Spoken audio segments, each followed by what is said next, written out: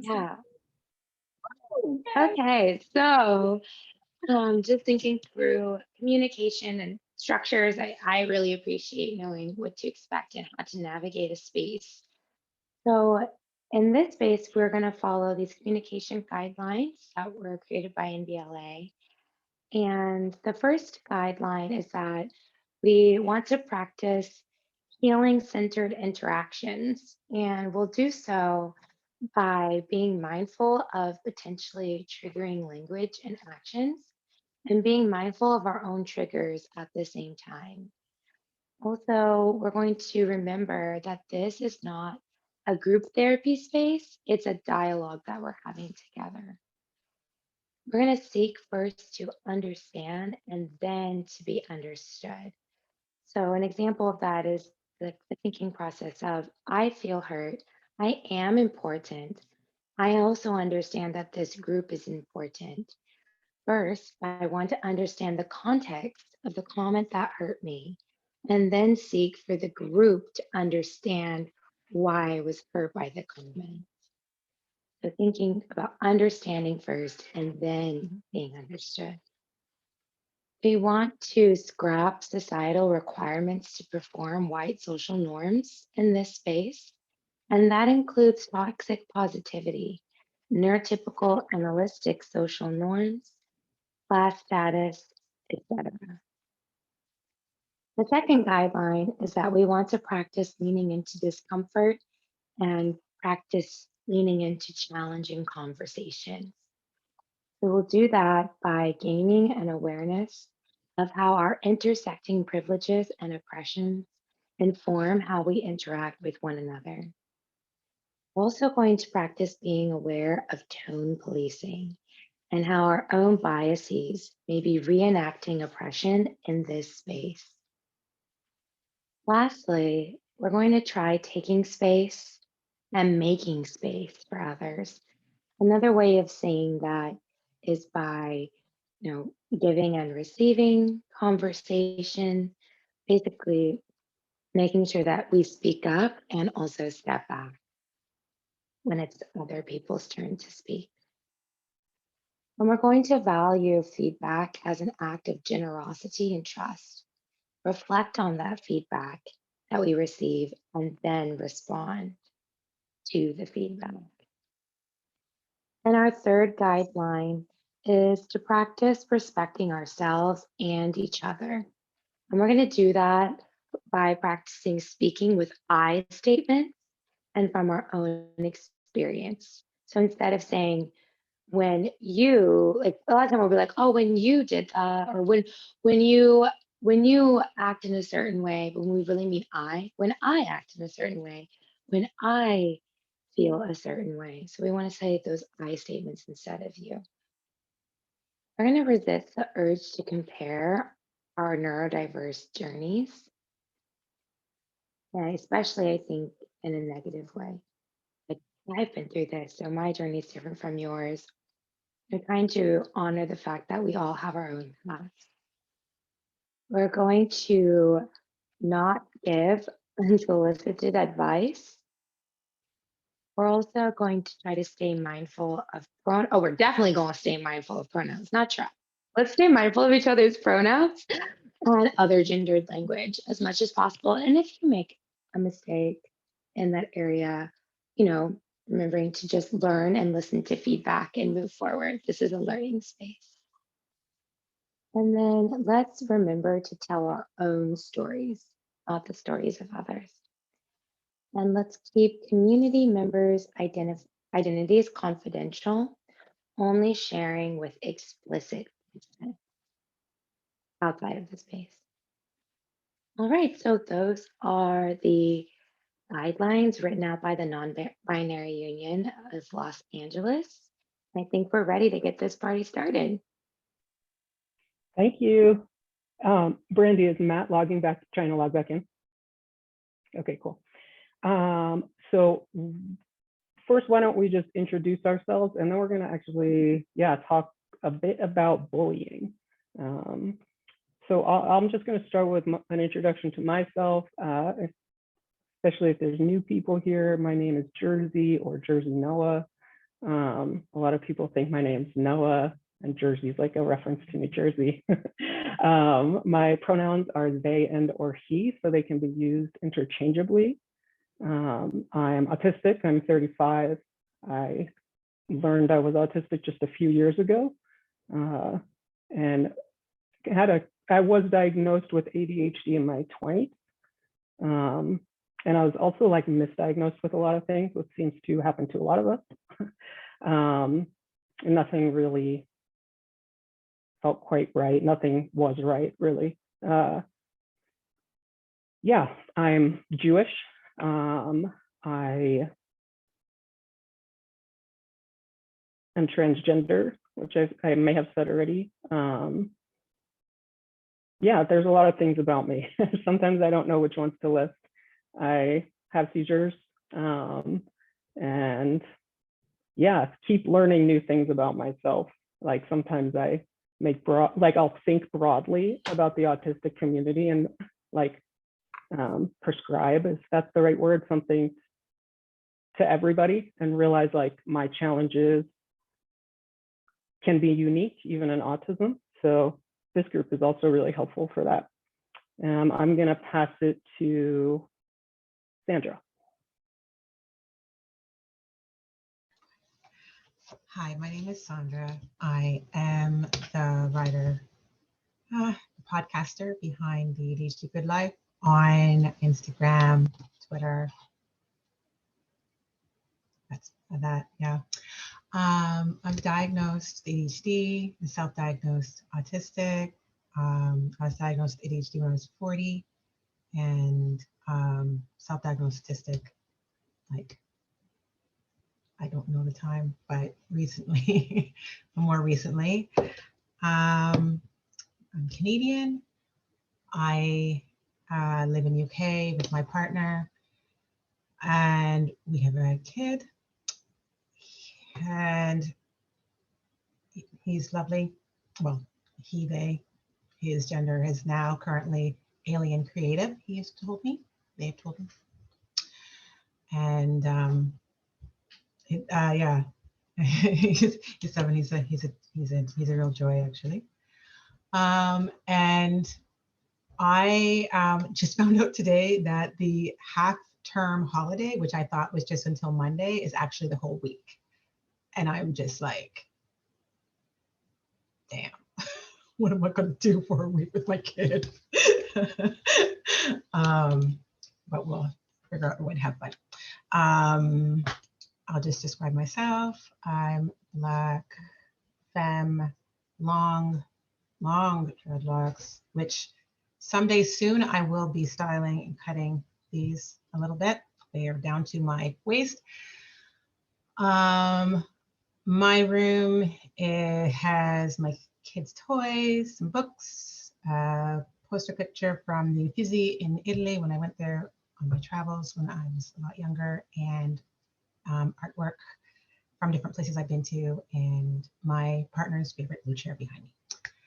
And I will pass it on to Brandy.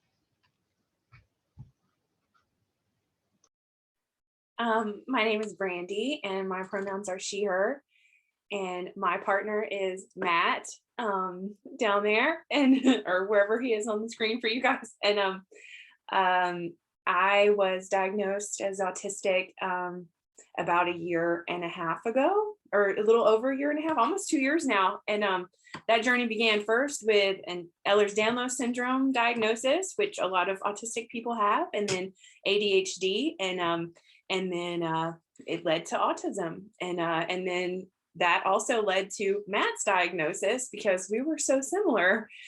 So he came along for the ride there, and we found out we're both autistic, which was pretty cool. It answered a lot of stuff. And we both live in Asheville, North Carolina, and love our fur child, Scarlett. And I like singing and autism advocacy, and I work for an autistic dating app full time, which takes up a lot of my time, but it's super fun. So just to describe everything behind me, I am behind a pink picture, and that's my favorite picture I took when we were on vacation in Puerto Rico. And I have medium colored hair, blonde-ish femme. I'm mixed indigenous. My mother is white, my father is Cherokee, and I'm wearing a black ruffly top. And I'm going to pass it to Lauren Melissa. Hi, I'm Lauren Melissa, pronouns she, her, and I am also known as Autianelle on Instagram. And I am a Black biracial woman with medium toned skin, big curly hair. I'm wearing a light green Adidas sweatshirt, and I am currently sitting on my bed. I have a sun and a moon painting behind me, plants, and a giant bunny. And I am autistic. I was diagnosed with autism at age 23. I also have depersonalization derealization disorder, but I'm currently stable in that. And my current job is an instructional support specialist, making classrooms more inclusive for autistic children. And I reside in New York City. And I'm going to pass it on to Maisie. Hi, my name is Macy Satantio. Um, I am an Asian American, born and raised in Indonesia. I'm Chinese Indonesian. So my heart is divided into two parts, one in that part of the world and the other half here in California. I run two Instagram accounts, one for my advocacy on behalf of autistic kids. It's just under my name at Macy Satantio, and the other one is at Autism Career Pathways. And that one is to do anything related to Autism Career Pathways, our nonprofit. And what we want to do at our nonprofit is to figure out the how to educate and employ neurodivergent people. So that's the platform that we're building, and I'm very passionate to educate small businesses in our community, and definitely passionate about helping neurodivergent people who are more impacted by their diagnosis and conditions. I'm sitting in my dining room with blue painting behind me. Blue wall behind me and painting at the beach. I am formally diagnosed with autism. I struggle learning to read, and I have dyscalculia, dyslexia. I have auditory processing disorder and sensory processing disorder as well. And I'm passing this to Matt. Hey, I'm Matt, 39, autistic male with, I don't remember the right term, sorry. But I got sorry, I'm really scatterbrained today. I have a gaming background with curtains, little plant in the back. I'm wearing a black baseball cap. I am really glad to be a part of this group and hope that I'm able to help out with any issues anyone has technically or anything I can be of help with. And yeah, pass it to TJ, or who do is that? I joined after y'all were already doing intros, sorry. Yeah, no, it's all good. So I'm reading. yeah, when TJ writes in the chat, so I'm just gonna read. Gotcha. Yeah. Hi everyone, I'm Tiffany from Non-Functioning Autism. My pronouns are she, I don't know, she, them. I don't know if they're all of them. I think there was a typo. I'm sorry. I have they, thanks. I have two autistic children and a preteen as a single mom. I was diagnosed with autism as a teen during burnout my first year of college then it was called Asperger's. And again, during a burnout in my early 30s, I also have epilepsy, ADHD, OCD, and anxiety.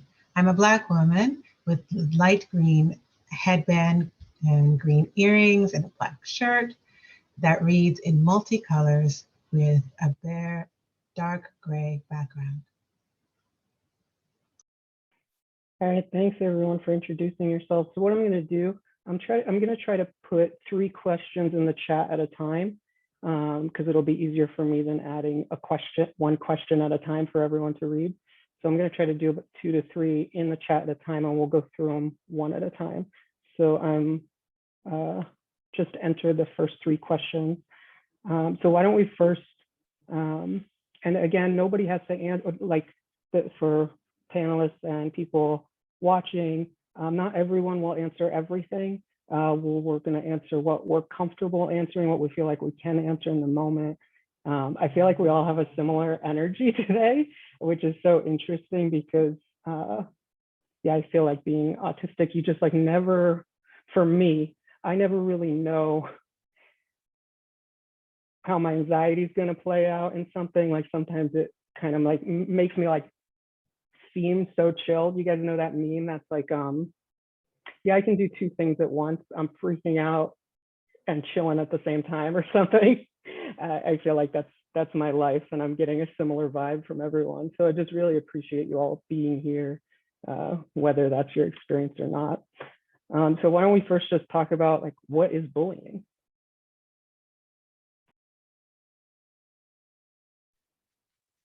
This is Lauren Melissa, and I'll just kick us off. So, bullying, I think it's hard to get a basic definition pinned down because, if we get too into defining what bullying is, then it can leave out experiences that are valid. And then there's also different kinds of bullying. There's in-person bullying, there's cyberbullying or bullying online. I think that it is important, though, to have a definition in some sense of bullying because I personally, and people can totally cut me off about this, think that there's a difference between like being bullied and having somebody be mean to you. And I think that the reason why it's important to make that distinction is not because it's okay for people to be mean to each other. It's not. But bullying is, I think that the thing that surrounds bullying is that there isn't support and there isn't ever a safe place, or there rarely feels like there's a safe place. And there's also a lack of control and being able to stop it or fight back, even. And I think that bullying, it can take the form of being physically harmed, it can take the form of being psychologically harmed, and it can also take the form of having someone try to single a person out and damage how others perceive them. So once, like I've been bullied physically, where people physically hurt me and like threw me into lockers. And I've been bullied, and then also a level of like sexual violence bullying I've experienced.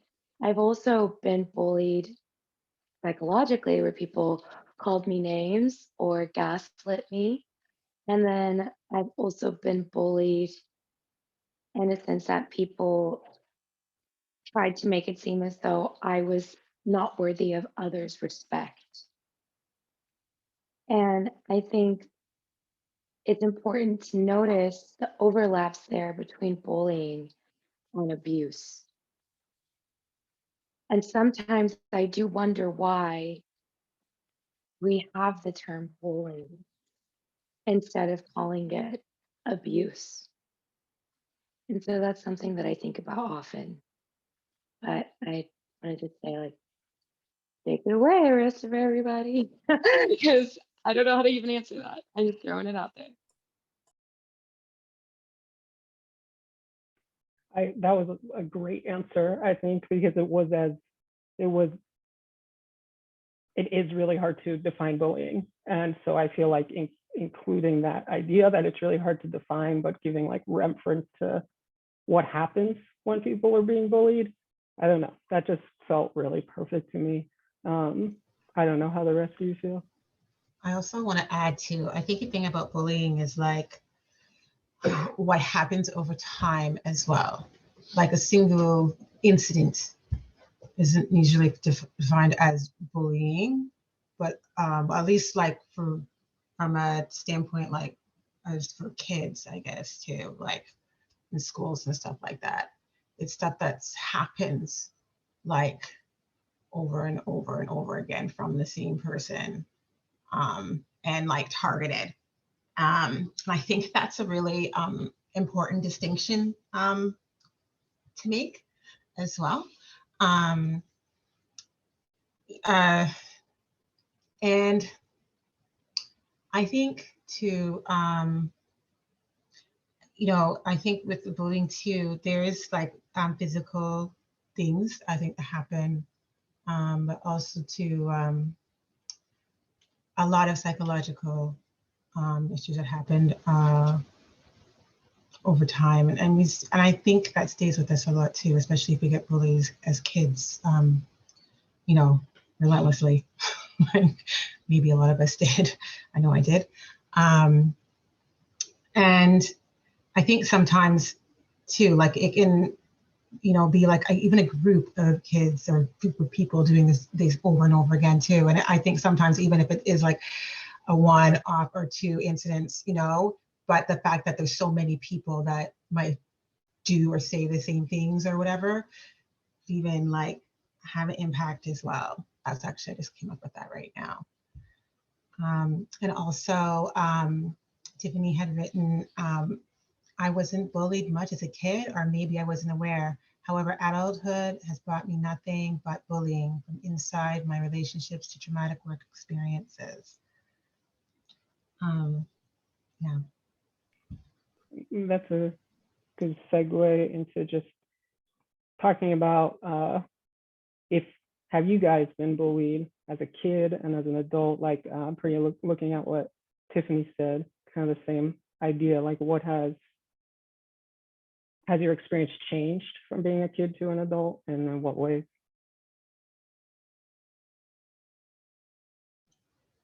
I remember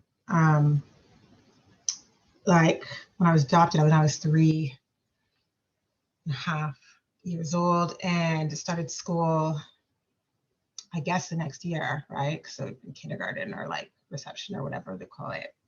And that's whenever I first remember bullying. Like that's the first I can remember coming into school most days and the older kids making fun of me.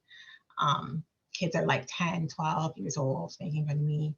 And always make fun of me because I was Black, because of my hair, just everything I dress, so everything.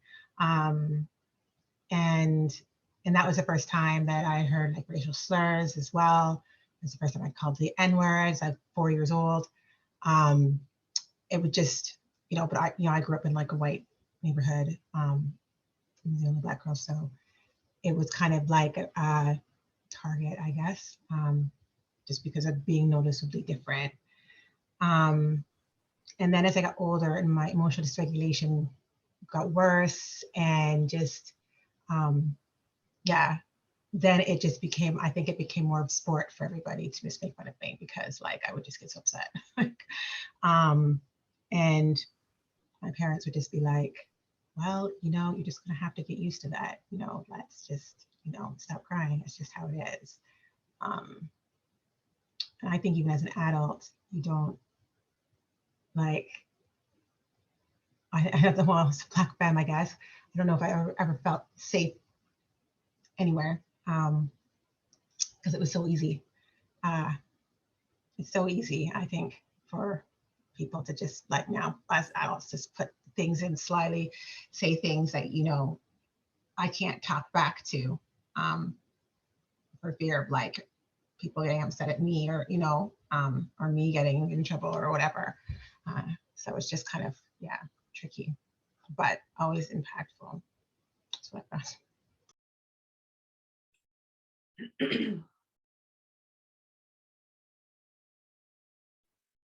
Did you want to say something, Brandy? Randy, do you know Brandy, that you're you on mute. muted yourself again? Okay. Muted, unmute, mute. Okay, got it. But yeah, I was, excuse me, bullied as a kid, like unmercifully. Like to the point where I think the first time I tried to commit suicide was in 2nd grade. I mean, it was like I went to this small little school, and it was like this little country rural town, and I was unique. I was different. I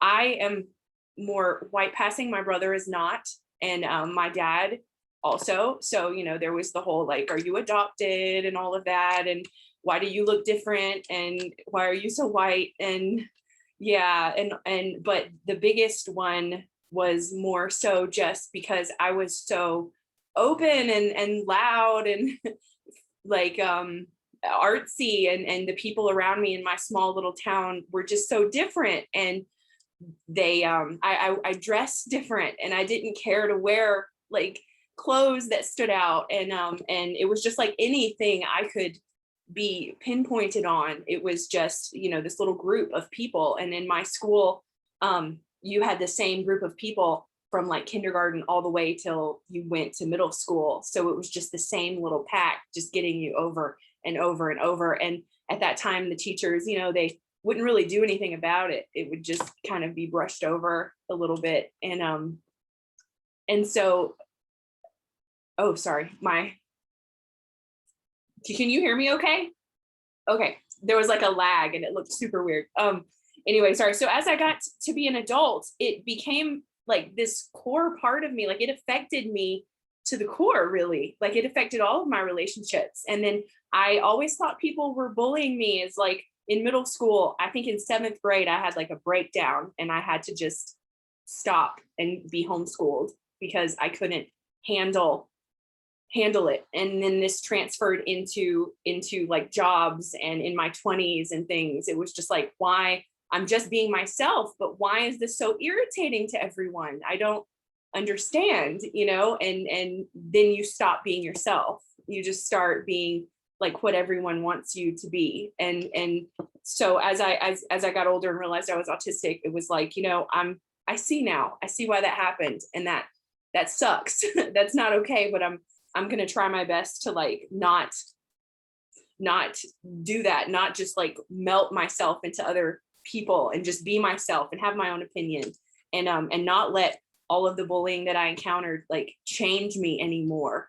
And in a way, when I encounter people who want to bully me online for autism advocacy, it kind of made it where I'm like, it's like not as big of a deal. Like it doesn't affect me to the core like that anymore. It's like I can sort of, in a way, I felt like it prepared me to take the hit of people coming at me a little bit online, because I have, a few people that like to, like one person made a whole video about me and how I'm not really autistic and put it on YouTube and all this stuff, and did a few posts about me and called me stupid and all this stuff. And it was just like, it didn't affect me like it used to. I would have obsessed about that, and just, I know that, I don't know. Yeah, I had some, went through therapy and PTSD and all of that. But yeah, I think in a way it made things like, I don't know if that makes any sense. It like prepared me for it. It's like, this isn't new to me. That's all you got? Okay. So yeah. And some people are asking in the chat too, like, was it like being bullied as an adult? And yeah, I feel very similarly to the experiences of Sandra and Brandy, being bullied as a kid, as a teen. But I think what surprised me was that I thought the bullying was going to end after I graduated high school, and it didn't at all. I was bullied in college, and then after college, I was bullied in the workplace. And the way it looked was surprising because in college, nobody bullied me to my face anymore, or like pushed me in the lockers, or called me ugly and all of that. In college, it was all behind my back. And I thought everything was okay. And because I couldn't really read body language or cues from my peers, I didn't realize how much other people, I guess, despised me or wanted to make fun of me. And I would get these wake up calls where someone would tell me, your best friend talks about you every day to other people and is making it so that nobody will like you. And I had no idea. And I would have to ask my best friend if it was true, and my best friend would respond, "It's not true." And then I would have to make a decision. I would have to, because I couldn't read who was telling me the truth, who was lying, even less than like, an realistic person.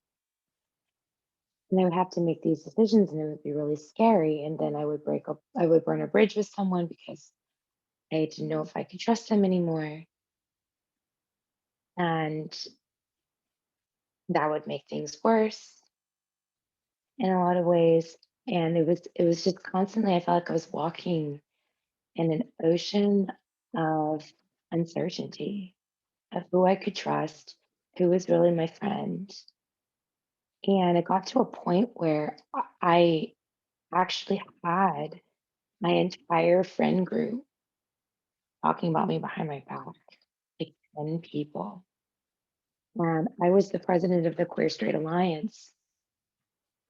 And I had a $5,000 budget that I was managing in college to bring in queer speakers.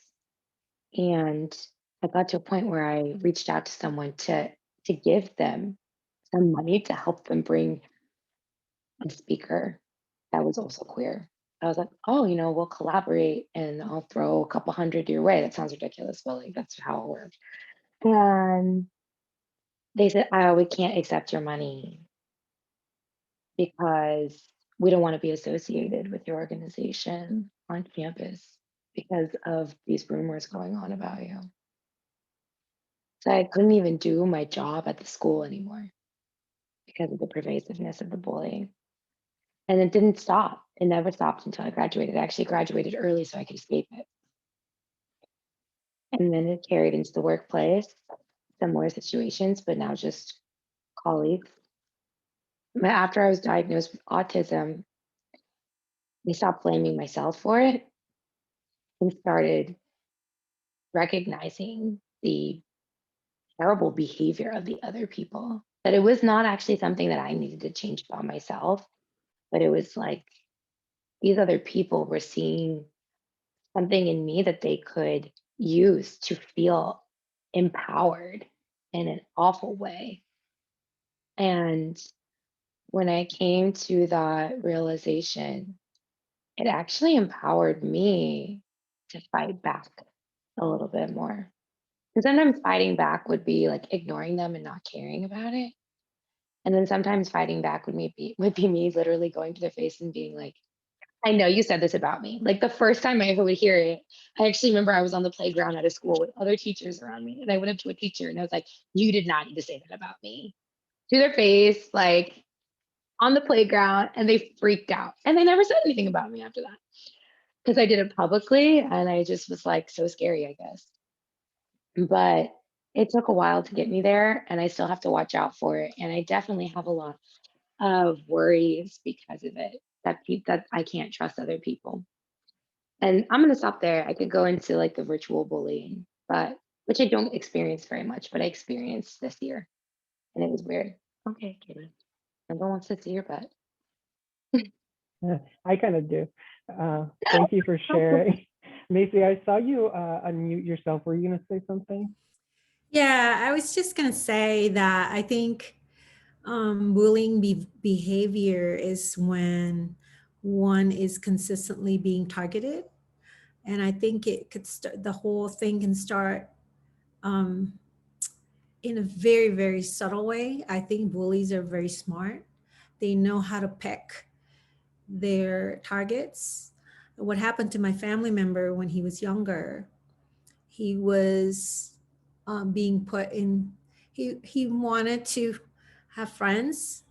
And I think kids know about that. And they purposely would do things like when they play games, they would cheat on him. And also they would place bets. If my family member brings certain things to a certain toy to school, and then my family member would be involved in this like bets, and then he would like lose like things. It's very, very subtle, or people would say, can I borrow your stuff? Or can I borrow this? And my family member would not know how to set boundaries when they were younger.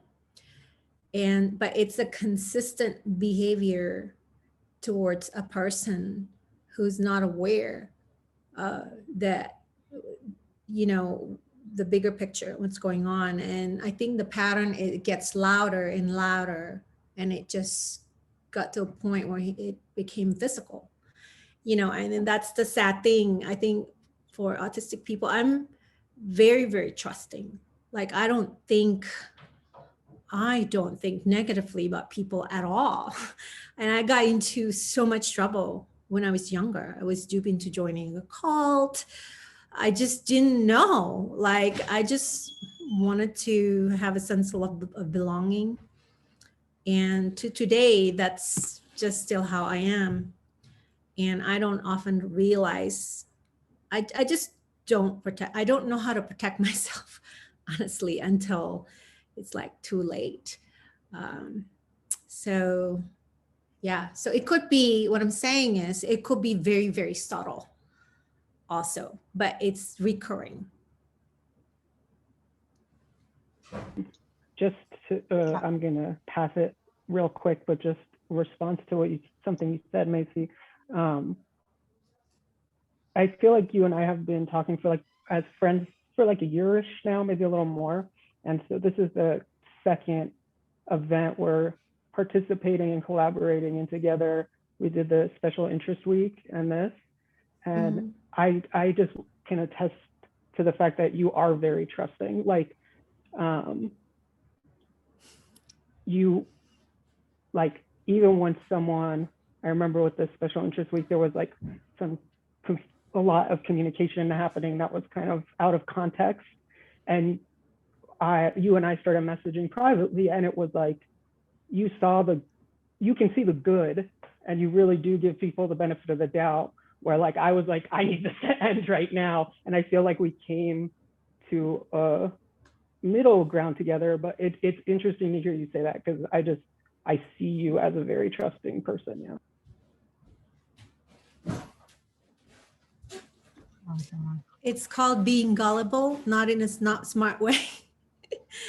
And it's just, I feel sad that I don't always learn from my mistakes. It just keeps going. Like, it's really, really sad. I mean, for me. I just really want to like push. I've like been pushing back against that like a little bit. I'm gonna say it. I know I maybe shouldn't, but I just like, I don't think it's right that autistic people should be told that they're gullible because they Yes, believe thank that you. people should be good people, like that people are good people. Like, I think it's a travesty that autistic people are looked as gullible or naive because we authentically think that people would just be kind or wouldn't want to hurt others. I don't think it's something that we need to change about ourselves. That we need to become harder skinned or meaner just because the rest of the world, it can be so mean. Like, that's such a not going back at you, but at society, not at you, Maisie, but society. Like, I think that it's that the autistic people are being taken advantage of because of kindness is a sign that society needs to change, not that people need to become equally hold to one another. Okay, soapbox Yeah. off. Say that's so interesting. Like we always like blame ourselves, and that's like it's a society thing. It's just wild, but not gullible. I don't. Yeah, I agree on Melissa for sure. Oh, I'm gonna read this thing. I'm gonna read what Tiffany wrote. Bullying is unique to autistic people because it generally is an invisible difference. So due to being expected to act one way and then acting in an unexpected way, people tend to be very mean. Yeah. For me, bullying has impacted how I feel about my worth in close relationships and leaves me with no trust for individuals who want to get close. Yeah, I relate there. At work, I was talked about, gossiped about, lied about. My in-laws have made my life hell. I shrank and went into a second disastrous burnout, which led to my second autism diagnosis. I haven't been able to work in 8 years, and my medical conditions worsened in that period due to stress of other adults. To this day, I only trust kids because they are truthful. Oh, that is, sorry, I'm just going to add, I always felt that, and I never really understood why that, just that last sentence that you read about really feeling like, yeah, I could trust a lot of kids in my classes over anyone else, and just felt like I could understand like kids' patterns and whatnot for a really long time, but never understood adults at all until being diagnosed and actually starting to learn about, yeah, just adults and the world. But I never felt like that with kids because they were so honest and truthful. That's so interesting. Sorry. Yeah, I feel like everything people are saying is really resonating with me. And I think this is the first time I'm like looking at the chat while we're talking. Like I said, I kind of have this like calmness about me with this like internal freak out. It's kind of like my life, to be honest. But it's like this has become natural enough now that we're doing a third that I can read the chat, and it feels really cool. Yeah, everything people are saying really resonates with me, and obviously people that are listening to.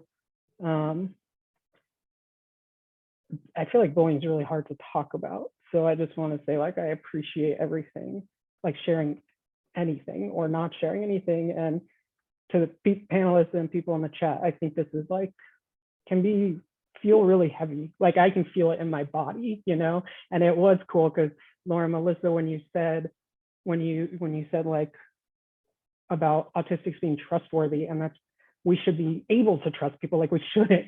I saw someone in the chat like being like fist pump, say it louder for the back. And I was like, that's exactly the feel. Like it gave me this like, it like relieved the intensity for a moment in like, but like, I don't know. I was just reading this quote by Miss Major, who is a Black trans elder activist who was in the Stonewall riots. And it just, I was going to explain something that's really hard for me to explain. Sandra, you know exactly what I'm experiencing right now, that communication thing we've been talking about. I can't put it in words, so I'm just going to jump to what I was actually going to say, which is like my personal experience with bullying. Like I said, I'm trans. For me, that means like all trans people are different. Some trans people medically transition, some people don't, like, all the things. So this is just my experience, but I am a trans person who has medically transitioned. So I grew up being called she, her, being perceived a lot of times as a girl, doing things like girl sports teams, but I was actually relatively frequently perceived as a boy when I was young. So much that I actually had this boyfriend in 6th grade, and he was new to town, and we lived in neighboring apartments. And when his friends came over from the other town to visit, they just assumed I was a boy. And so, and I actually loved it. And he like went along with it, I think, because he was embarrassed that his girlfriend looked like a boy. But that was like kind of some of my experience.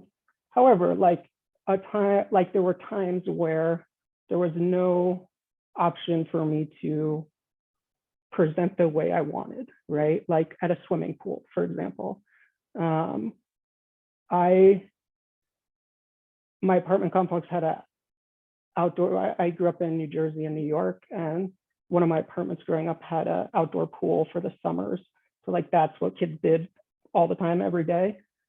And I would get so bullied at the pool. And it's interesting because it wasn't until literally like very recently that I put together like, oh, that's when like gender is so binary at the beach. Anytime you're like swimming at the pool, like the bathing suits kids have to wear. And so it was, I mean, really intense. Mostly I got bullied by older guys. Yeah, I don't want to like trigger anything for anyone, but so just a heads up, if you're like have a fear of water or drowning or that will trigger anything, maybe mute me for a second. Yeah, there were these boys that would like hold me underwater. And the wild thing was there were lifeguards. And I'm like, I in this moment, like when I retell it or just think about it, I was like in survival mode. They would hold me underwater really long times. I was in middle school, they were in high school. They were much bigger and stronger than me. And when I think about it now, I'm like, where were like the lifeguards? Where were any adults like at the pool? Like why were people letting this happen? You know, it's really hard for me to think back to my childhood and know at all. Like sometimes therapists will ask, like, when you talk about bullying, like, oh, do you think that like they'll either automatically relate it to autism or automatically relate it to being trans? And I literally, there's so much that I can't tell the difference between. There's stuff that's like blatantly obvious, but a lot of it is just like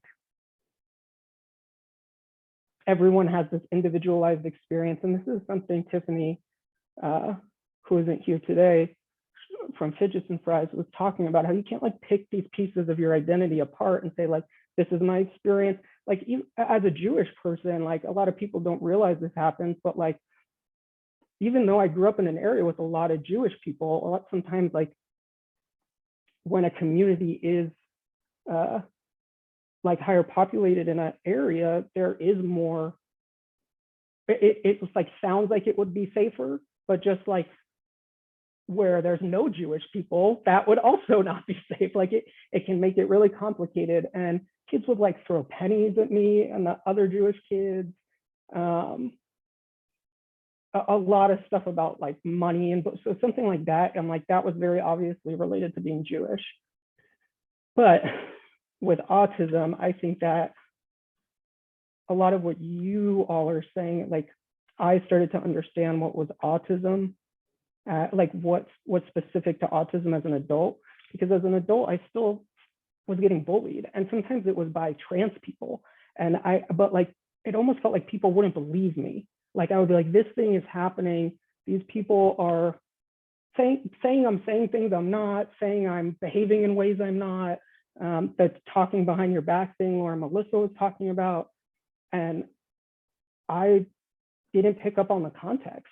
Now I feel like I've developed a little bit of better of a radar, but honestly, I am someone who spends a lot of time alone, and I don't want to navigate like environments as like to whether or not people are being like upfront and real and like honest, or if they're not being kind. Like I don't want to have to figure that out with people. So that's why I say like this group is, to me, it's like amazing. Like I have friends in person I trust, friends in person that I trust a lot, but it's not often I'm continue doing something with a group. And I wouldn't say it's like, oh, 100% comfortable just because we're all autistic, but like the fact that I want to keep doing it, and I do feel this like camaraderie and trust with you all, is like, it's like a really big thing in my life, because I don't feel that with groups of people.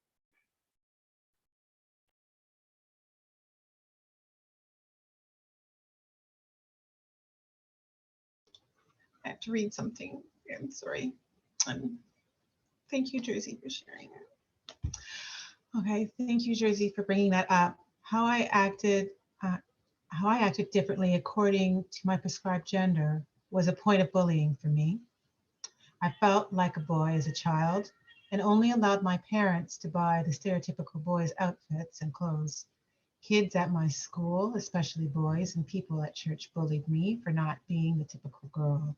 And this lasted through high school to the point where I pretended to go through the motions of trying to appear feminine, and that I gave away all of my power to meet society's expectations of gender and sexual attraction. I'm still very mistrusting of cishet men because of the way they treated me as a child and even as an adult, until I started faking everything.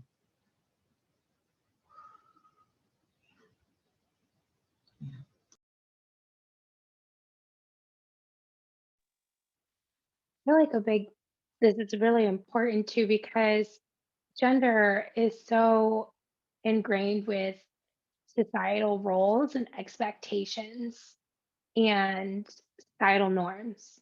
And like societal roles, expectations, and norms are like the opposite of autism in my brain sometimes. So like I feel like the intersection of gender and autism and bullying is like something that I'm glad we have this space to discuss here today, because I think that autistic people in general are going to be, and have already probably been, so key and instrumental in conversations of gender, because of I mean, there's like Audi gender too, right? That's like yeah, everyone's like, yeah.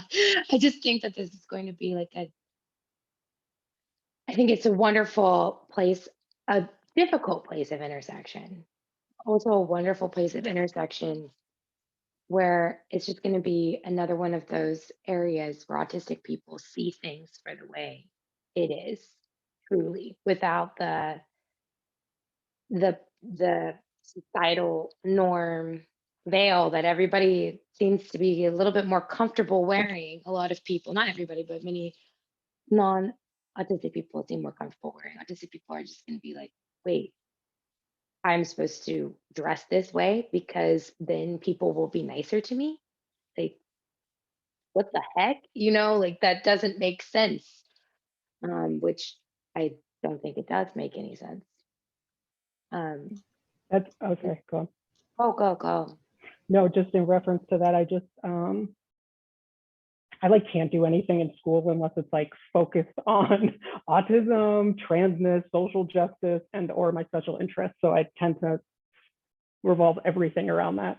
But in school, I actually did a bunch of research on the overlap of gender and autism. And I know a lot of people know a lot of it, but it was really interesting to look really in depth. I thought one of the most interesting things was not just the relationship between being autistic, trans, non-binary, gender diverse, but there was a study that even looked at non-trans autistic people and found that non-trans autistic people, so cisgender, non-trans autistic people, identify less with, are you Sandra, cisgender? Sometimes I say non-trans, sometimes No, I I got say you. cisgender. Oh, okay. I forgot my video was on. Oh, geez. Sorry, No, you're good. But it was that, non-trans cisgender autistics are less likely to identify strongly or like have pride in gender, because there's like more of a disconnection to it than a lot of even trans and cisgender non-autistics. So it was more often that, not all the time, but that non-trans autistic people can relate more with like a gender binary, in some way, or like have a strong relation to being a man or a woman, or male or female, than non-autistic, non-trans people. I thought that was really interesting. It's so funny when I first came into the space, and I didn't know anything about being autistic. I didn't identify autistic at that time. But the one thing that always got me, you know, just in talking about ADHD, was the fact that, you know, nobody was, well, people were talking about it when in these binaries, but not really looking at how the impact of how, you know, how harmful it was to be put in those boxes, and how, you know, it was beyond just like, oh, you know, if women, like just the gendering of being identified, you know, women, girls with ADHD don't get identified, you know, and I always hated that, like just from the beginning of my advocacy, and I never really understood why until I got more into it, and it was always wild to me that like that no one was really in the ADHD space was really talking about like gender in these ways of, and when I started looking more into it and seeing this really big overlap for neurodivergence and you know, ADHD and autism even higher, it's like, what the hell? Like, why are we not talking about it? And I wondered if what you're saying, Jersey, is kind of like the reason why, you know, just, you know, with most of the people just being maybe only ADHD, not thinking that, you know, gender would actually play any kind of role in their lives. Like, I don't know if I can explain it. I'm sorry. It's like 11 o'clock here in an evening here, everyone. So I might be going off the rails a little bit, but yeah, I've always found it wild that no one was having those conversations in the ADHD space at all.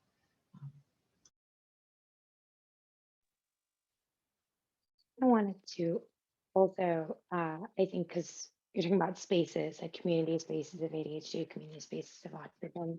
I noticed a lot of the people in the chat box are also talking about whether or not bullying occurs within the community spaces between each other. And Brandy is like nodding softly with large eyes right now. But and I guess I'll say something really quick because I've talked more than Brandy, and I think Brandy is currently ready. But I just wanted to bring up too that within the autistic space, I find that when it comes to issues around and topics around autism, I don't experience a lot of bullying from the autistic community when it comes to that. I experience more cyber bullying when it comes to intersecting issues. Like, I'll just be chilling and talking about sensory issues, and that's all great. But then if race comes up somehow, it's like my DMs become so violent and frightening.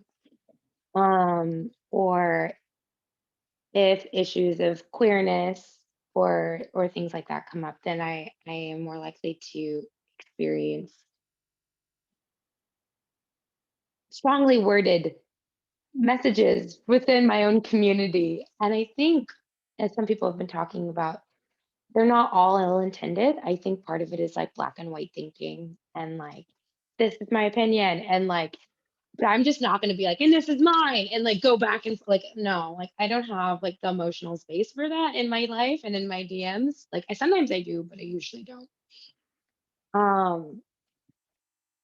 So that's probably the norm. As a queer person, as a Black biracial person, um, and as a woman, I do definitely feel also in being asexual and in being autistic that I live on the margins of a lot of things.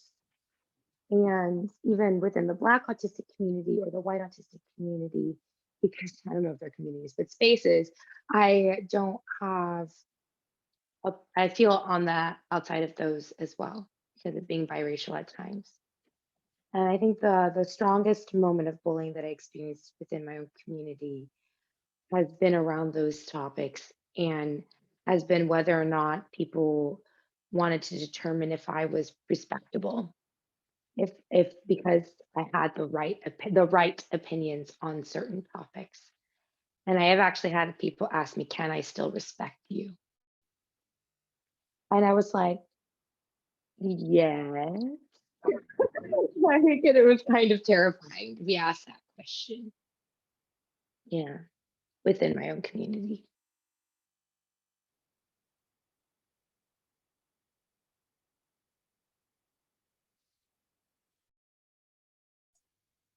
Um, something, Jersey, you had posted about people getting on board as a group of people bullying, and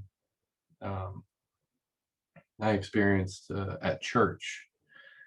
I was the oldest person in our youth group, and I remember I tend to stay quiet and away from people, and I was targeted by pretty much everyone else in the whole youth group. I was just too tall, too weird, and to hear about all these intersecting issues,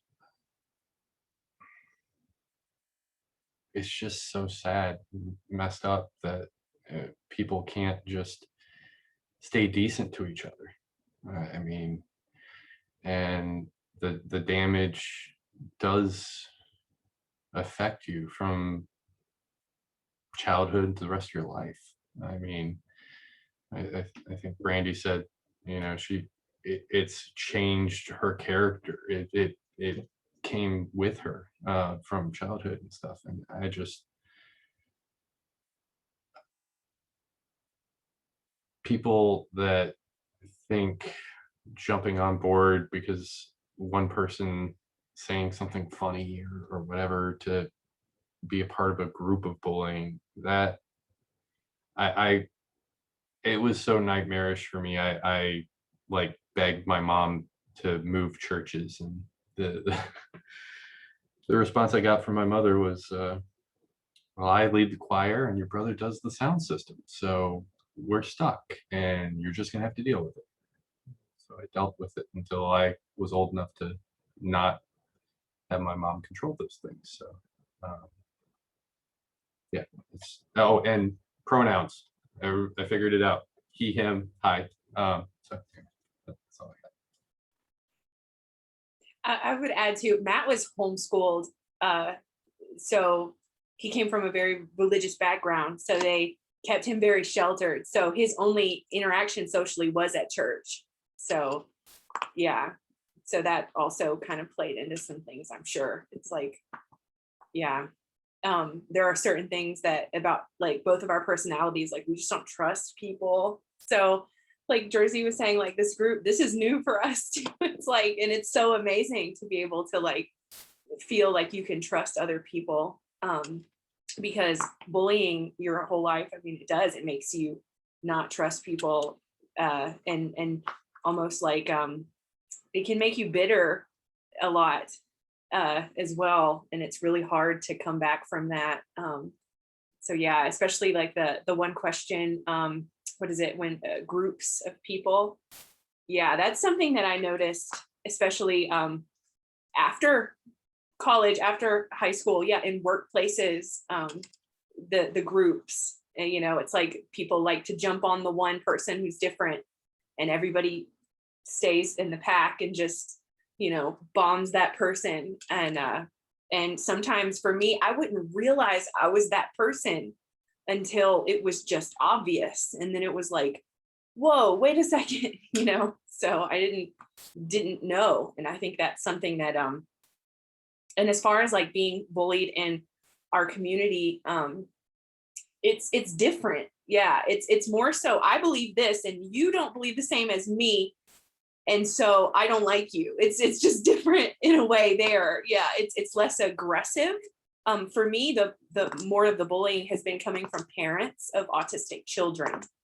They have been the ones who have been, or not all, like I shouldn't say they, but like a few of those people have been incredibly harsh, yeah, to me. But I just ignore it. I'm not feeding into that. I like Laura Melissa said, I don't have the bandwidth to go back and forth with that kind of thing. It's like, if you want to believe that I'm lying about being autistic, you go right ahead.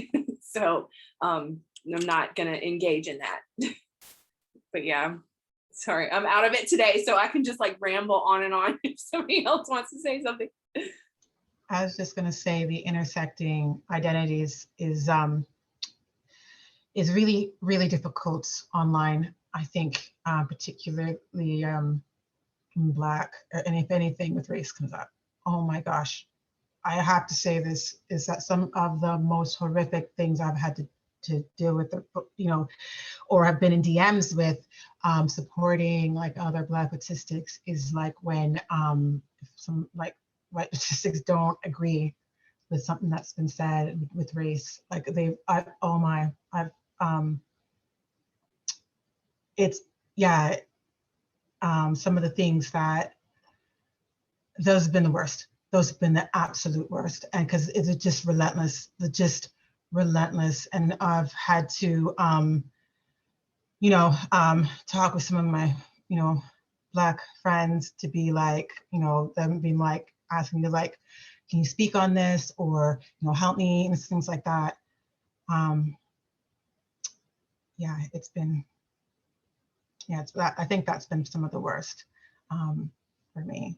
And now I have really strict boundaries on my page now, where like, even if I post something that I think is going to be remotely controversial at all, it's straight up, this is what's going to happen if you're on my page and you're saying anything that's like this, I will like straight up block you.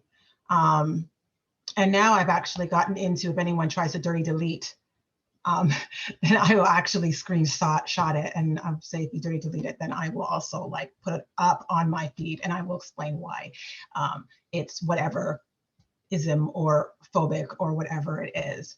And that actually has gone somewhat well. I think boundaries can be important, but it took me maybe 2 years and a lot of extra classes on dealing with, on recognizing racism and dealing with it and feeling it in my body and all of that, to even get to the point where I felt like I could talk back. And it's still scary as hell. I think especially just how I grew up with, it's still scary every time for me.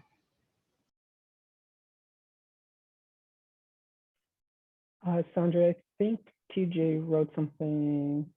Yeah, let's say the same thing. Do you want someone else to, since you just spoke, to like, if your voice needs a moment? I think I'll just looking. No, I didn't know if they also sent me a message saying whenever it was for the next question, so that's why it was early.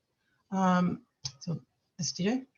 Autistic people are sometimes huge bullies of each other. I think some people have a specific view of right and wrong and have every right to fight for what they believe.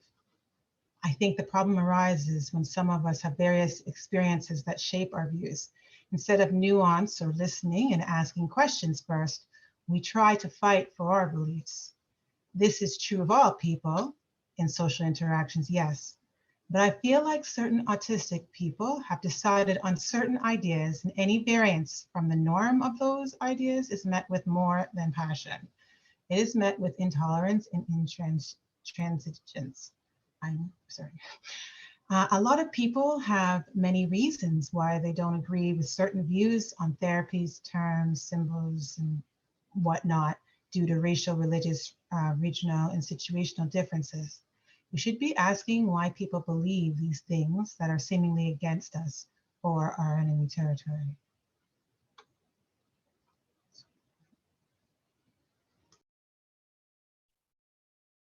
Yeah, I totally agree with that. I think too that sometimes there can be, like between autistic people, a misunderstanding of intention. And like here we all are all talking about being bullied and some of us feeling like we don't trust people, some of us feeling like we overtrust people. Like we all clearly have trust issues, or not all of us, but a lot of us have expressed that. I know, like, I've, not that I'm amazing at this by any means, but I've done like a lot of personal work and reflection on like trying to, before responding, trying to find out the intention, especially with other autistic people, but all people, honestly. It helps me because, you know, if I say something, let's say Brandy says something that my immediate reaction is like, "Ooh, that didn't feel good," and I respond out of that, like the amount of energy that usually takes for me, and sometimes to later understand that what Brandy said wasn't in a different context than what I interpreted. It doesn't feel worth it. Where if I like stop, and especially if it's with someone I trust, like Brandy, say like, "Hey, this is like what I heard. What did you mean?" Or I keep talking about how Sandra and I have been talking about my communication, but it got brought up because Sandra, it wasn't anything offensive, but they said something I didn't understand. I asked them to rephrase. They said it again. I asked them to rephrase again. And I think they thought I understood after that time, but they didn't. I just stopped asking. And so I know for me personally, not only can I be, or for a long time was on the defense, like ready to protect myself, that mixed with sometimes like not understanding the context can be really challenging for me. At the same time, I don't think that's like my responsibility as a trans person if something is said to me that could not, like, I think it's the person who's speaking to me, it's their responsibility to kind of like evaluate what they're saying about transness and if it could be harmful, right? And when that happens, it's up to me. Like if something offensive is said, it's up to me if I just am like, that felt terrible, if I walk away, if I like ask for context, because in that situation, it's like, I don't want to open myself up to feeling harmed, right? But if someone says something like about something that's not a part of my identity, like if someone says something racist or like anti-Black, for example, and I feel like that is my responsibility to ask for context. And because in that case, we can have an exchange that, which I should put energy into as a white person, right? We can have an exchange and maybe there's something, maybe I misunderstood them and can explain to them why that might not feel good for other people to hear out loud. Or maybe like I understood them completely and they said something completely purposely anti-Black. And instead of, you know, one of my Black friends or any Black person being responsible for that conversation that's constantly put on you all, it's like, if I take that responsibility, maybe it will alleviate some tiny thing of like experience of anti-Blackness a Black person has to experience, if that makes sense. Or like not force a Black person to have this conversation with this person. Maybe that won't happen, but maybe it will, and that's my responsibility. But when it's about me, it can be very different. And I feel like I kind of have the right to not assume best intention if it's harmful to me. And I do think that happens a lot in the autistic community. I think it happens everywhere, but because we can tend to be upfront, and people have been talking about Black and white thinking, like I said, it's taken me a long time to stop and evaluate what I say before I say it. And I do it to an extreme sometimes, like I silence myself, but I'm getting to a point where like, I don't know, it's more comfortable like asking for context.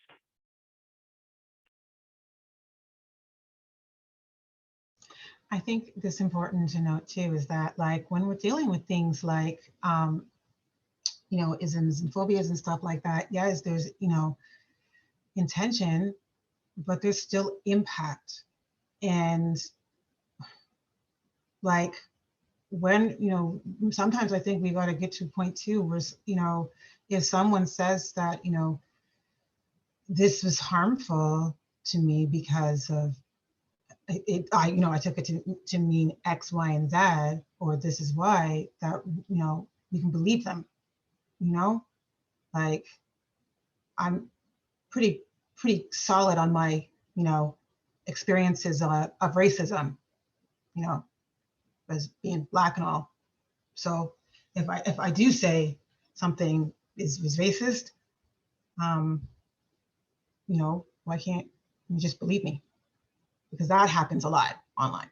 Like I've had conversations with autistic people about how they should be able to watch trauma porn, and to say, no, that's horrifying and absolutely racist. And then trying to tell me why I'm wrong.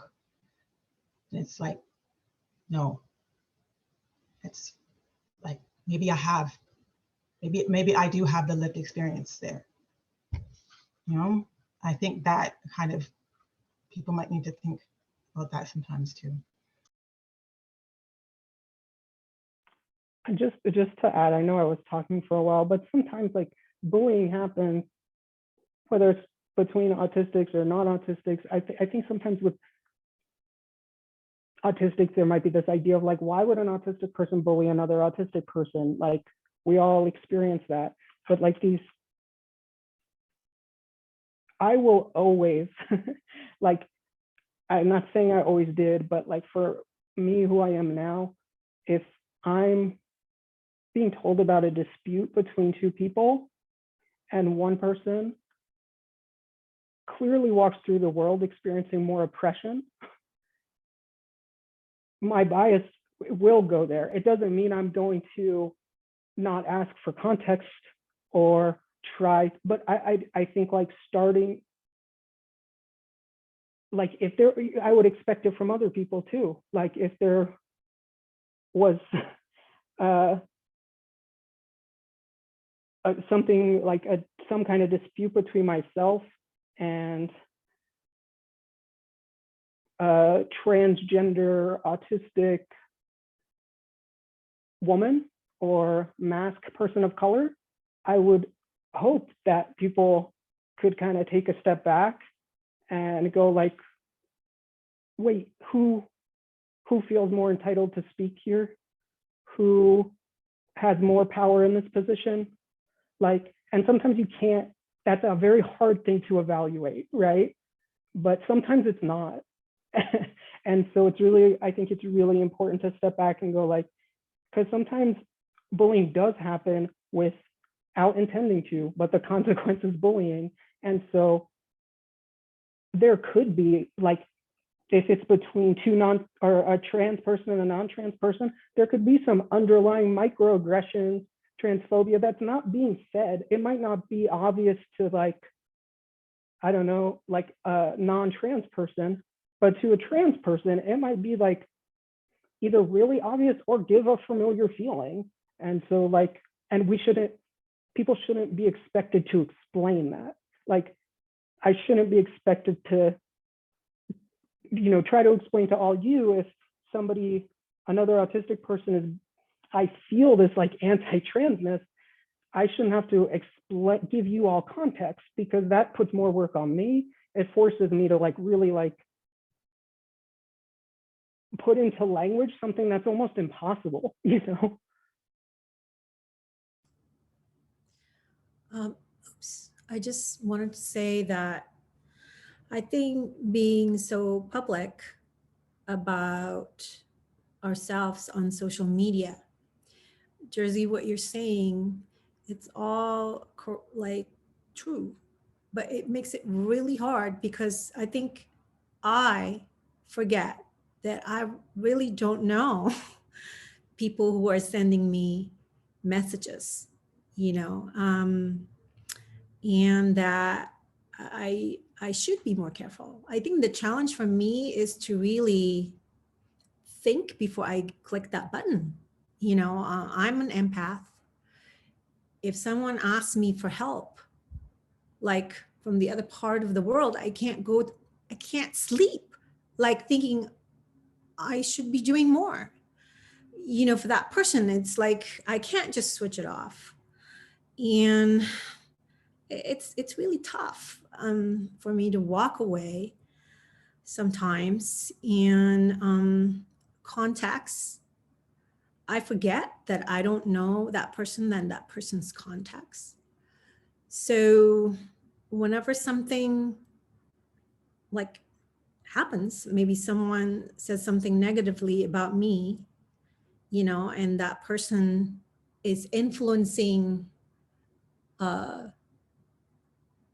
their circle of connections, and I'm outside of that circle, and I don't, you know, it's very hard to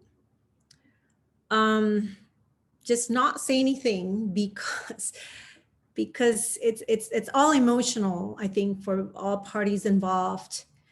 And I always chant to myself, there are always two sides of the story. There are always, you know, and I don't think badly about people.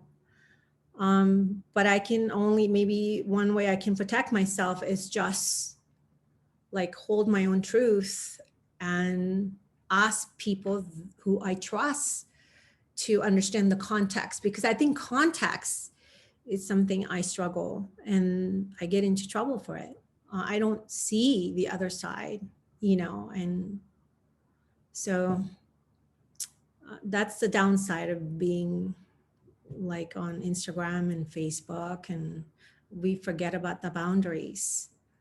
I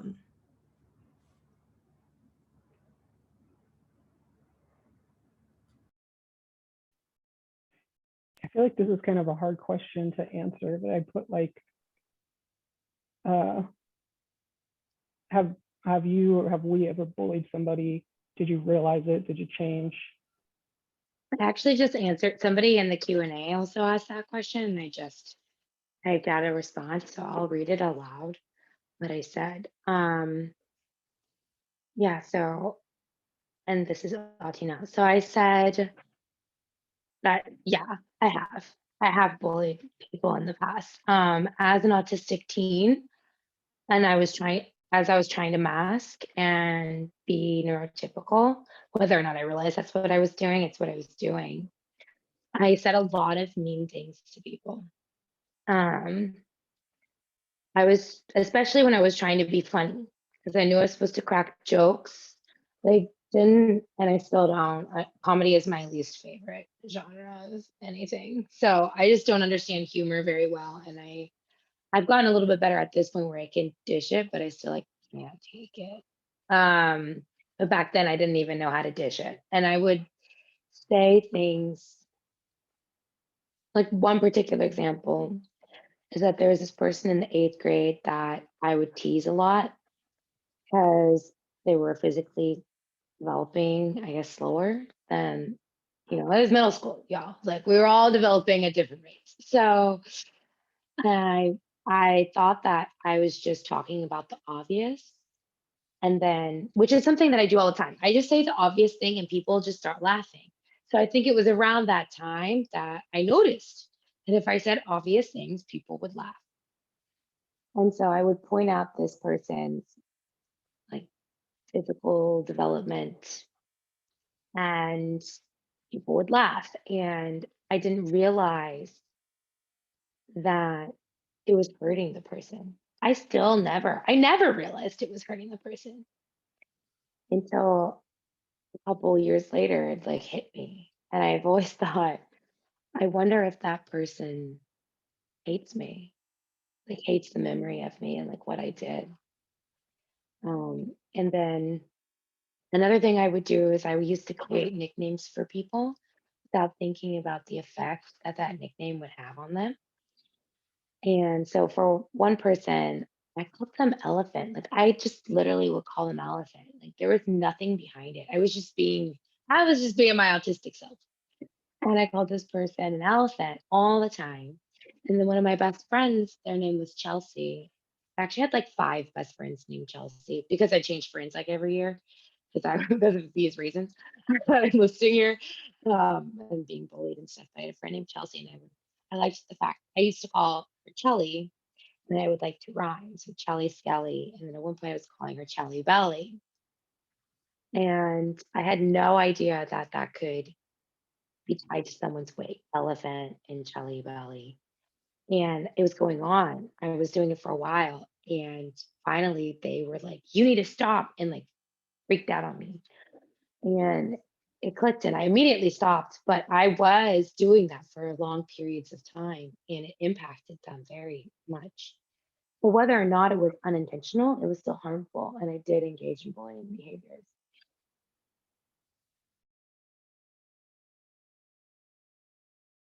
I found myself engaging in like group bullying because I didn't want to be the one that was bullied.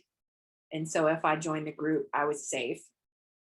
And like I would always feel really bad about it afterward. And it would like haunt me, like loop.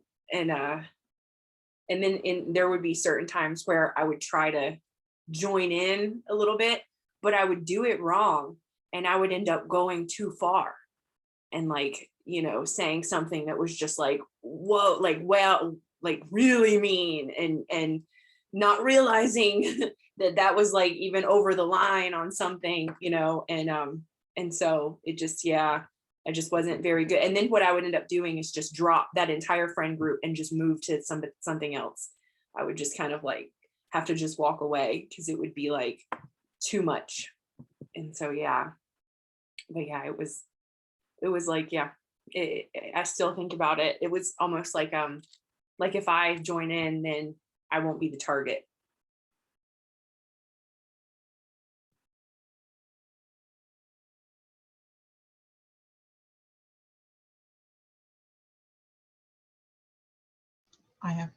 Can I read? This is Tiffany. I bullied my younger siblings.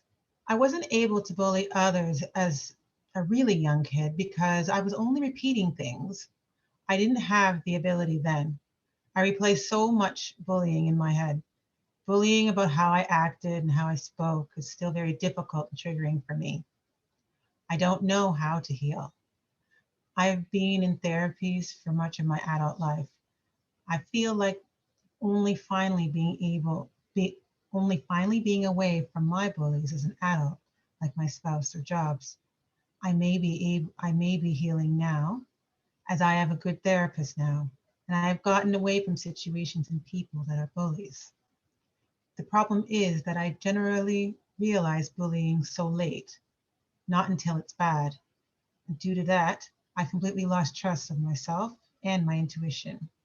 Why do I keep inviting bad situations and people into my life? So that means I can't allow myself to make decisions for myself. I'll only mess it up. That's how bullying has eroded my sense of self and control.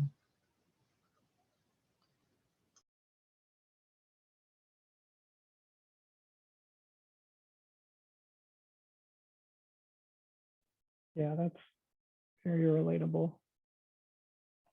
I've heard like a few people bring up how like bullying. I know Brandy said it and Matt said it in reference to Brandy. TJ saying it. I've heard just like a lot of people bring up how it like informs who you become, and I just think that's so real.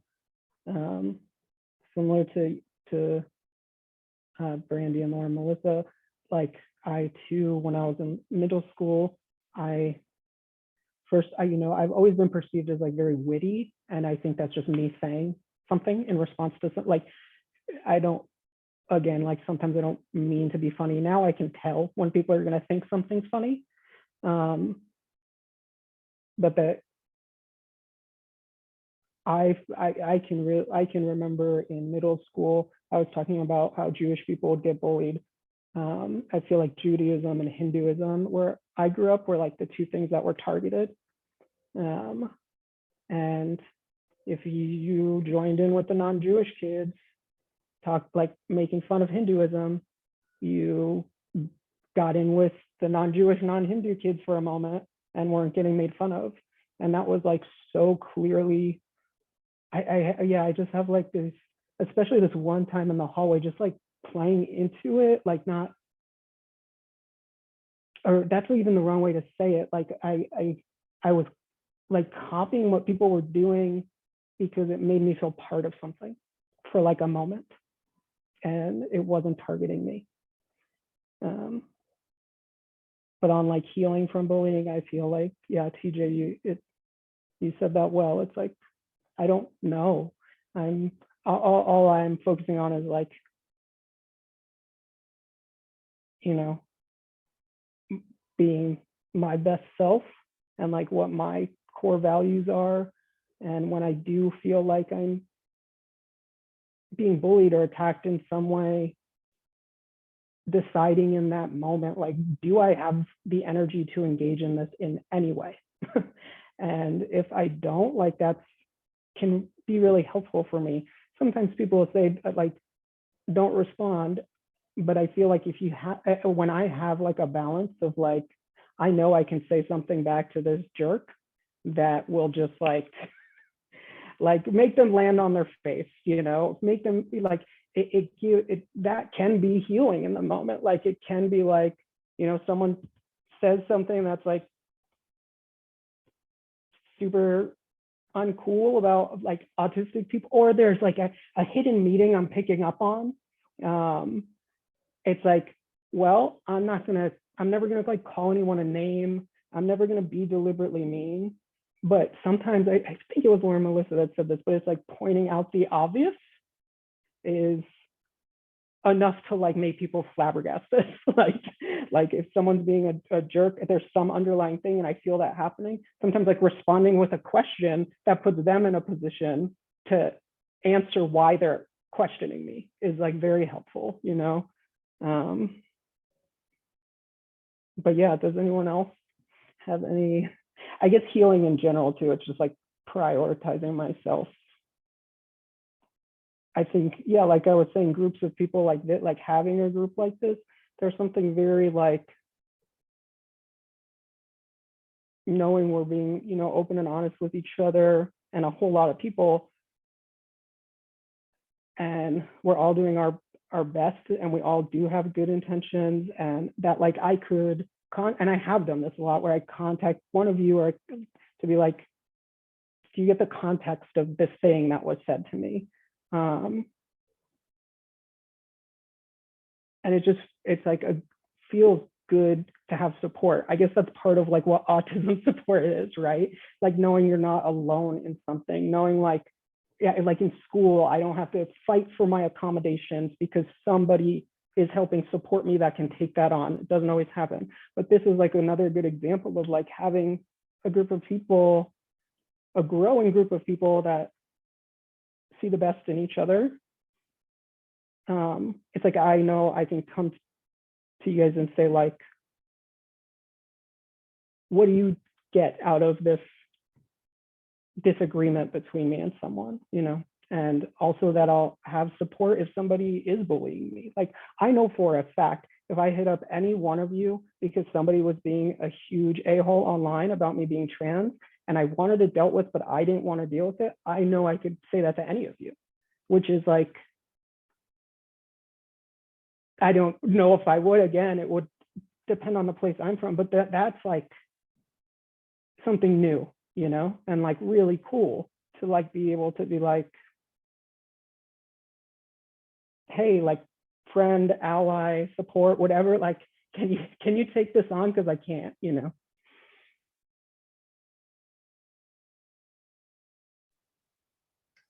And I think to your point, Jersey, having a group like us, I mean, I hear all of this and I just want to give everyone a hug. Like seriously, like this is just like, it's heavy, it's deep, you know? And I yeah, I really appreciate all of y'all.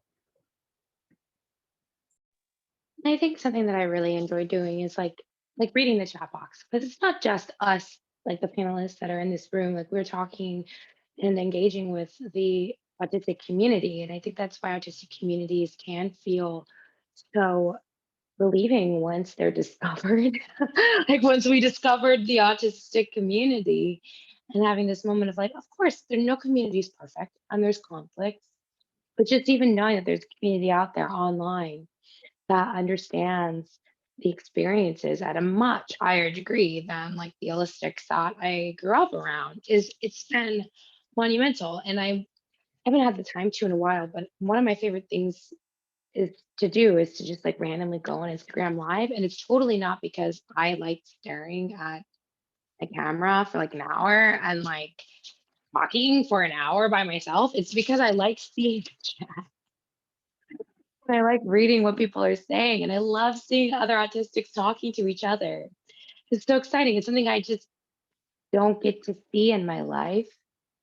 And I think that that has been healing in a lot of ways, is just being surrounded virtually by the autistic community.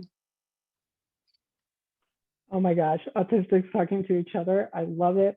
I love like when I can tell two autistic people have some sort of relationship. Even I don't know how much people message or if they know each other in person. None of that matters to me. But you can tell there's some kind of connection when you're reading like a comment section, and like so either like let's say someone comments on something Laura Melissa says, and you can like feel the connection, or like I comment on something Laura Melissa says, and then Matt comments under something I say that shows like that connection between us. That's like my favorite thing, to look at long autistic chats and like just see these like people have inside jokes, you know. I just love it. Like it makes me so happy. Yeah.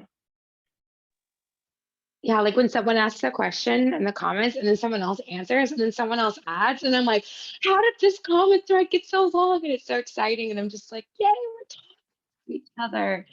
And I think it's just so special. Yeah, and I think it is healing. You know, I feel like there's more positives than negatives. And like when that happens, which is rare sometimes, to have more positives than negatives in a space. And that fills me with a lot of joy. Yeah, just to see that. It's the autistic community, like there's a lot of trauma and a lot of collective trauma. So to see a community space where there's more positives than negatives, given that context, is, I think, so uplifting. I was going to say, I also appreciate Josie. Just I'm looking around at all of us, and I'm like, I don't even know how he did it. It's like all of these backgrounds coming together in this space. And, I grew up like just really being the only Black person who could not talk about being Black and was never acknowledged for anything around race or anything. How that impacted, but then, realizing that, these diagnoses coming, like I'm 40, and the last couple of years having to, relearn who I am again, a whole over again, and lean into these identities and then uncover more of them. And they keep uncovering. And I'm like, I don't even know who that person was the first 40 years of my life. Oh God. But to be in this space, in this time, at 11:45 at night, for me, it is something very special. It is a very special space, and I just love hearing all of your stories, and finally, like feeling like people get it. That I'm not just talking and people are looking at me like, are not talking about it. Well, normally it was not talking about it. It's just me like just losing it and just like melting down and, in a corner crying to myself or whatever. But just to be able to be in a space with others who understand parts, the hard parts, the ugly parts, that has been has meant a lot to me. And tonight has meant a lot to me. I was a bit worried about the change at the last minute, not gonna lie. The energy has been, yeah, it's been hard and heavy, but I'm grateful for that. I'm grateful for all of these. And thank you for giving me that today, particularly. I appreciate that a lot. Thank you. I just want to say that I'm grateful to be here. And there's nothing like knowing that I've got you all have my back. So I'm super thankful.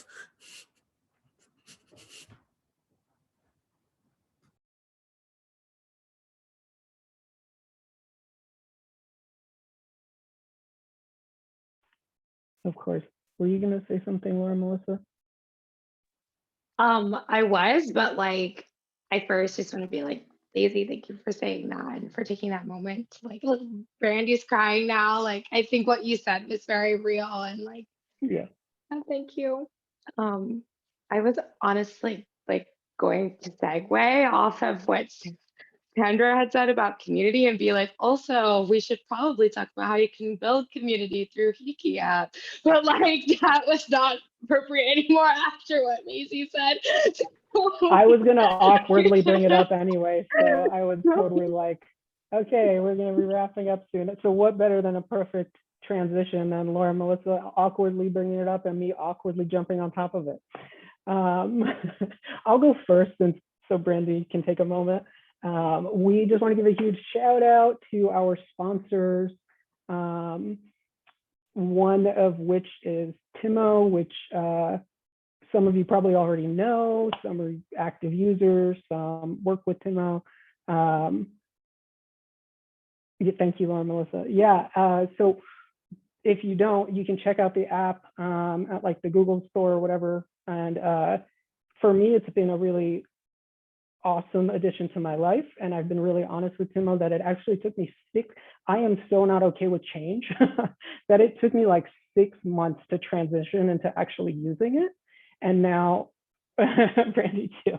Brandy actually hit me up and asked if I like it. And I was like, and this was months ago. And I was like, well, I got it 6 months ago, just started it last month, but now my life has changed. It's really helpful. You get to use like icons and timers to create your schedule. The way I do it is I actually am transitioning schedules because I just finished school. But I had one schedule specifically for classes that I had to be at in person. And over time, I started adding other things to that calendar that I had to be at in person.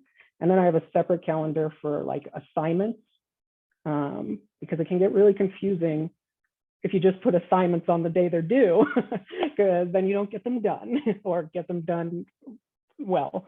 So I use like there's multiple calendar options. Aesthetically, I would say that I am like many of you, I have a sensory processing disorder. I don't realize how much it affects my life until I feel like very pleasant with a sensory experience. And I'm like, wow, this is nice, or at least like at ease. I prefer looking at things with like calming colors, pastels, like the stuff Brandy uses in a lot of their art. And I do get that from Timo, so that's also really nice. I'm gonna pass it to you, Brandy. Okay, and our second sponsor is Hiki app, and I work for them as the social media and community manager. And it's awesome. It's an app just for autistic people. We're always getting, information from everyone, trying to make the app better, and we're always doing what we can to make it as safe as possible.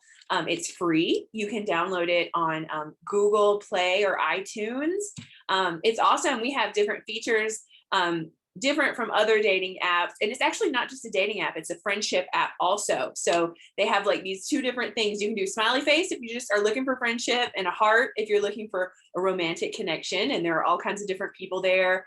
And it's pretty cool. Yeah, they even have things like, what's your favorite STEM, or what is your special interest at the moment, or things specific to autistic people. And if you aren't sure about how to start a conversation with someone, we have like pre-done conversation starters that you can just hit the button and not even have to worry about it. And that was taken from polls from autistic people. So on their favorite ways to start conversations. So yeah, so if you're looking for a cool app, give it a try. It's spelled Hiki, and it's Hiki, which is the Hawaiian word for able.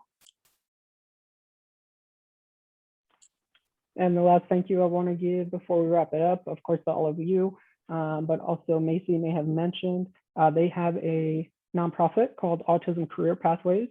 And us as a group, we've been referring to ourselves as the Autistic Collective, and these events is the actually Autistic Roundtables. And thank you to Macy and Autism Career Pathways for fiscally sponsoring us, which means we can now accept donations that are tax deductible. So please, like, if you want to support our work, if you want to see this going on long term, you can now donate to us through Autism Career Pathways. So you can just go to Autism Career Pathways website and make a donation to us. We're very transparent about the funds at this point. The funds go towards one of our sponsors. Timos helps sponsor our Zoom chat. Hiki helps sponsor our live chat, which is happening. And donations that come in from individuals at this time are split up amongst us for people in the Autistic Collective who accept the funds. Some people rather redistribute them to other people in the group. The donate link on Autism Career Pathways is not valid. So it's on, it's on Venmo. Oh, It's okay. at ACP-2019. Sorry, I can't spell right now. It's at ACP-2019. It's 2019, right? Because that's when our nonprofit started. So that's, sorry, ACP-2019 on Venmo. Sorry, didn't mean to interrupt, but I was like, there is no That's okay. donate. no. I feel like Laura, Melissa, Matt, like while you two seem to take care of different things than each other, the things you like look out for and take care of each other, I just like or take care of. I just appreciate, because they're not things I'm checking on and don't think to check on, or like yeah. I mean, that was a good example. Things with guidelines, everything technical ever. So yeah, before we go, why don't we just end off with something kind of pleasant? What was your high of the week? So the best thing that happened to you this week, or something decent. I have one. Matt and I were, I don't know where it's going to go, but Matt and I were contacted and interviewed today to be on the show Love on the Spectrum. So. Oh, really? That's great. Yeah. So we Do did. you know that I suggested you to? I talked to someone from it last year, and I told them to contact you too. That's right. I remember. Not that No that's way. what did it, but I was actually like talking to a live person, and they said, "Do you have any recommendations?" And I was like, "The first thing that comes to mind is definitely these two." I remember you saying that. Yes, and yeah, it was just kind of random. Yeah, I ended up getting an email, and we're like, okay, why not? And then instantly they were like, they booked us for a Zoom interview today, so we'll see what happens. So thanks for the shout out to them, by the way.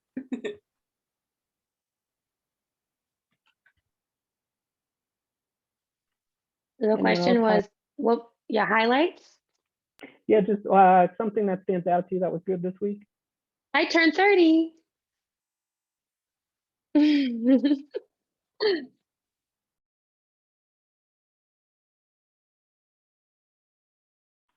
Macy, you also had a birthday, right?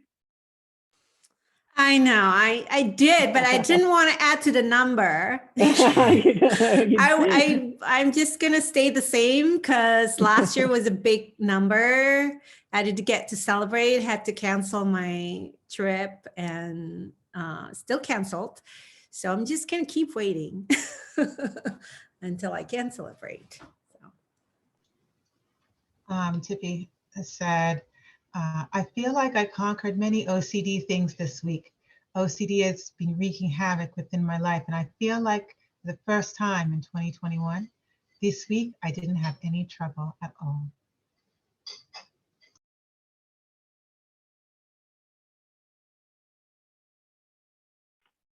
I'll just say that there's not like a particular event that stands out to me, but it's been really nice and sunny. And I've just, like I said, I finished school like 2 weeks ago now, and this is the first, maybe halfway through this week, I started actually feeling like human and like woke up with energy, which literally, I don't even know the last time I felt that way since school. So I feel like I've really got a chance to like enjoy sunshine this week.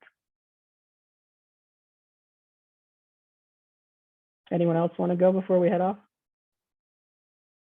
All right, everybody. It's been fun. I look forward to next time. Happy birthday, Laura, Melissa, and Macy. And you're all the best. And people in the chat. When I say you, I mean all of you. So it's like not just the people I'm staring at. Bye, Bye. everyone. Bye. Bye, everyone. Bye. Have a nice weekend.